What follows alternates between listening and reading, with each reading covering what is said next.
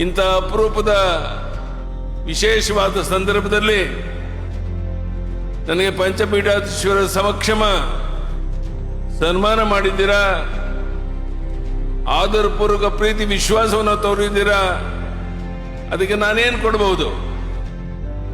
ನಾನು ಇಷ್ಟೇ ಹೇಳ್ತೇನೆ, ವೇದಿಕೆ ಮುಂಭಾಗದಲ್ಲಿರುವಂಥ ಎಲ್ಲ ಹಿರಿಯರಿಗೆ ಮತ್ತು ವೇದಿಕೆ ಮೇಲಿರುವಂಥ ಮುಖಂಡರಿಗೆ, ಪೂಜ್ಯರಿಗೆ ನನ್ನ ಜೀವನದ ಕೊನೆ ಉಸಿರಿನವರೆಗೂ ಸಹ ಪಕ್ಷ ಭೇದವನ್ನು ಮಾಡ್ದೇನೆ, ಜಾತಿ ಭೇದವನ್ನು ಮಾಡ್ದೇನೆ,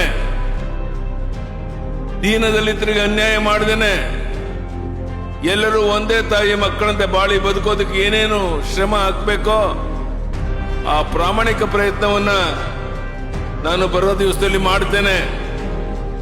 ನನ್ನ ಜೀವನದಲ್ಲಿ ಶಿಕಾರಿಪುರ ತಾಲೂಕಿನ ಜನರನ್ನ ಮರೆಯಕ್ಕೆ ಸಾಧ್ಯ ಇಲ್ಲ. ಅವರ ಒಂದು ಆಶೀರ್ವಾದ, ಬೆಂಬಲ, ಸಹಕಾರ, ಹುಟ್ಟದ್ದು ಬೂಕನಕೆರೆ, ಬೆಳೆದದ್ದು ಮಂಡ್ಯ, ಬೆಂಗಳೂರಿನಲ್ಲಿ ನನ್ನ ಉದ್ಯೋಗ ಮುಂದುವರಿಕೆ.